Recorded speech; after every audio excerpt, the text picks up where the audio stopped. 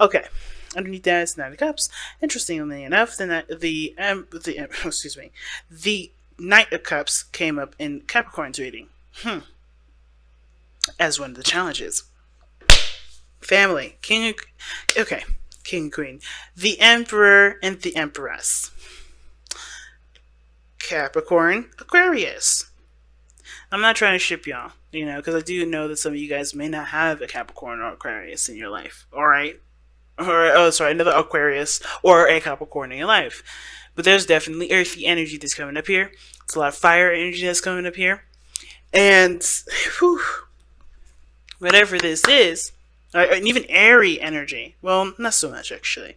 There's not really any swords in this reading at all. Actually, the only air that we got here is you, the queen, the star.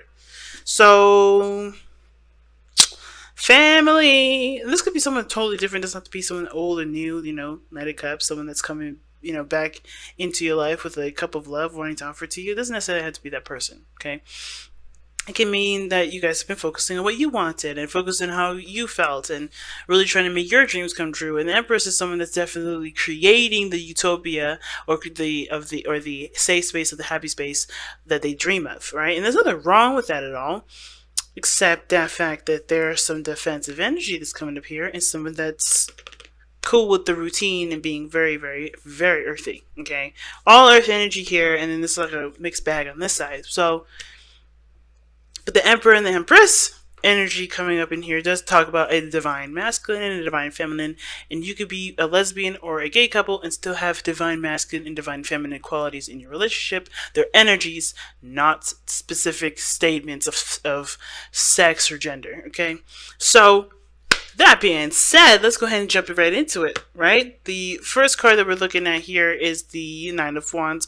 Please be sure to pick the side that resonates with you guys the most. But this person is already thinking of this relationship as, I need to protect myself, this is too dangerous. Or a little bit of, I do want this, but at the same time, I'm not quite sure. Nine of Wands also can indicate, too, that this person is not willing to back down. This person is not willing to give up on a relationship. Even though they're exhausted, they feel like they've beaten down to the ground, and they've taken a good couple swings. This person is still hanging in there.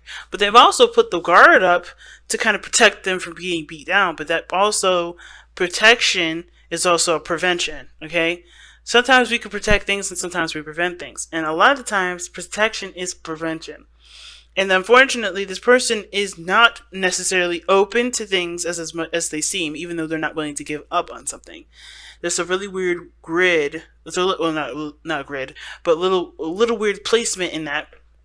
In the very middle, like they're blocking themselves off as to what they want because they've been through so much already. So it's understandable this person is defensive because they've gone through some shit, but at the same time, they're not necessarily opening the door or allowing this amazing manifestation energy and potential reconciliation energy or new opportunity come into their life because they're protecting themselves.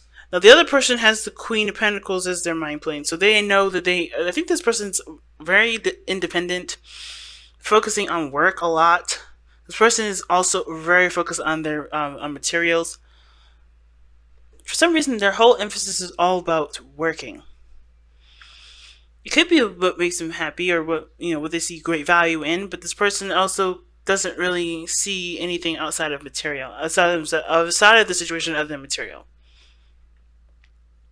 I know the Queen of Pentacles is all about value. She isn't always necessarily about material, but considering that this is about how they see the relationship, they understand that I think they see themselves as, if I have this, it will equal that, and I will have this. They understand that routine is important, and that working hard is important for this relationship. And I do think they see this person, or they see this relationship as something that's great in value to them. But I have this feeling that they also I think they kind of equate that value to being at a certain point, being at a certain point financially, or so on, right? So, That being said, this person's presenting themselves as the Two of Pentacles. Now, the Two of Pentacles, to me, is someone that's juggling two different things, keeping the balance of a situation, looking at the practical side of things instead of the emotional side when it comes to making a decision about whether or not they're willing to pursue something, put their hard work and effort into it. If it's enough of, if that value of whatever these options are, the options that they have are, whatever they're juggling, whichever these, Pentacles values are, right? Which one is worth going after? And well, again, with this person seeing that this relationship is something of great value, I think they're having a hard time figuring out, or having a hard time, pursuing any of these options here, because even though both have great value, they don't really know which one means more to them, because they're not looking at how they feel or what they want. It's like having an opportunity to go to college and being in an amazing relationship that can, that can span lifetimes. Both, I think this person wants both of those things, but which one means more to them in this moment to go ahead and go after those things? Because this person would typically be the long-term thinker, someone that kind of sees the future or lives in the future. They try to prepare and get everything set for whatever it is that they're trying to reach to, instead of working on what they have now and building something in the moment so that way they can have that future. This person, to me, with the Queen of Pentacles, is a future chaser, right? This person's a future denier at this moment. Future chaser, future denier. And the reason why they're pretty much the same is because this person, while they're chasing the future, is always going to be way farther than they always anticipate it to be.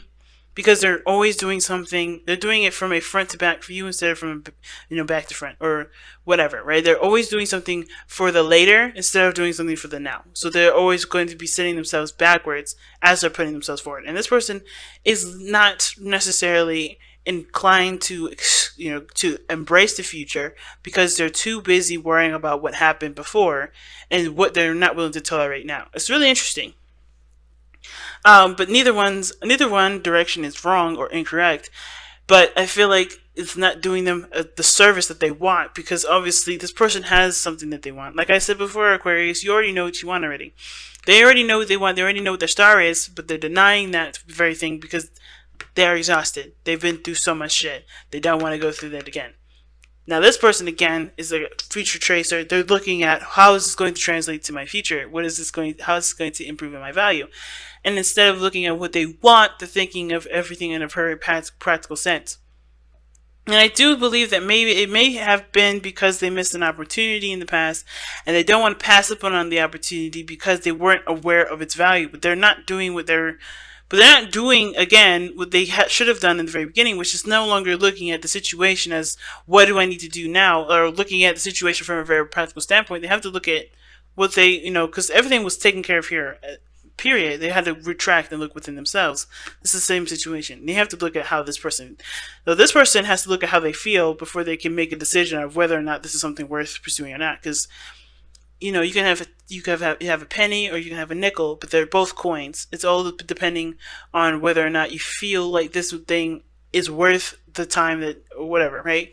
I know it's horrible to use money as, in that analogy, to kind of explain myself, but let's just think about it. If money didn't have any value and we did have a nickel and a penny, which one would you choose? Which one would you like? Would you rather carry around a thicker, heavier penny, or would you rather have, a lighter, smaller penny that has less? Like, it's all depending on what you favor the most.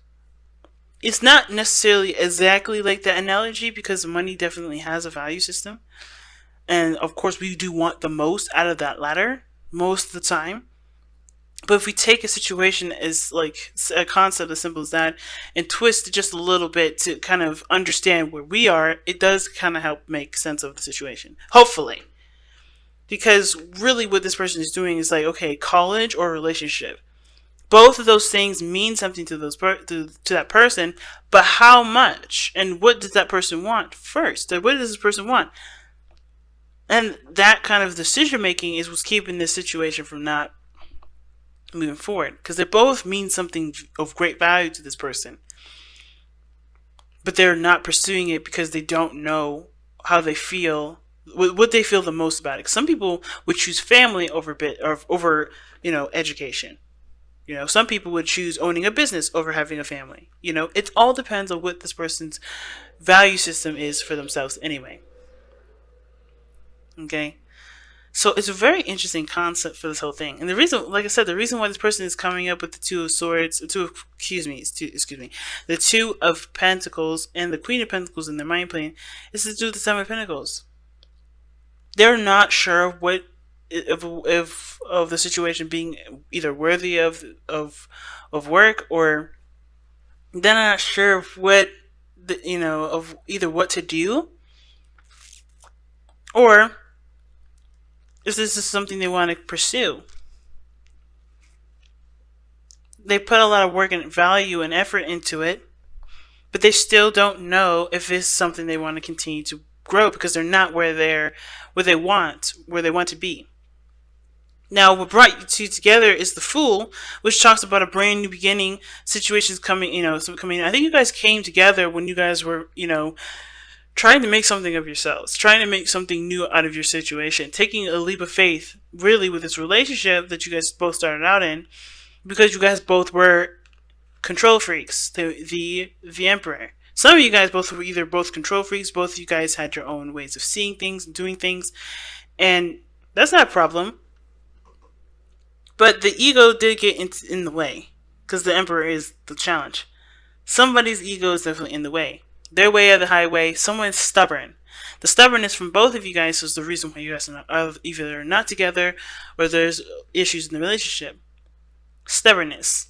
And I don't think that there is much of a workaround regarding stubbornness other than the Empress, which is someone that is passionate and nurturing and patient. The underlying energy is being more receptive to love and more flexible versus the Emperor, who's rigid and stiff. We need that fixed energy, but we also need that compassionate, loving, flexible energy that the Empress can provide. But everybody's here being all tough and this is my way of the highway. Nobody has any sort of loving, emotionally flexible energy here. Nobody's able to provide that sense of ease that the Emperor needs to be able to soften his opinions. Okay? Everybody's too busy being the alpha. Who's going to be the... I don't want to say omega, but the omega of the situation. There's nothing wrong with having two alphas, but one has to learn or has to be okay with giving birth or being the person that's being taken care of or loved on and being emotionally open and being vulnerable. Both sides may have to be vulnerable to a certain extent. This person's got a structure they don't want to break, but they're not happy with it. This person is tired of being where they are, but they also don't want to give up on the potential of great happiness.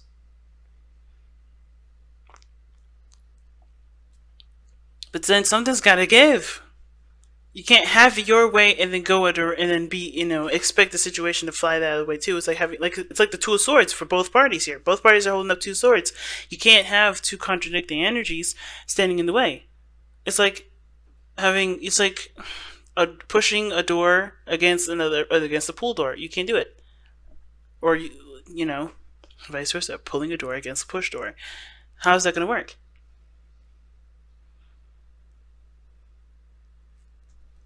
It's just too much. It's like, or having two positives. Think of a magnet having two positives going against each other, or two negatives. It's going to repel. It's not going to do anything. So let's see what the Power of Surrender cards have to say for this reading here.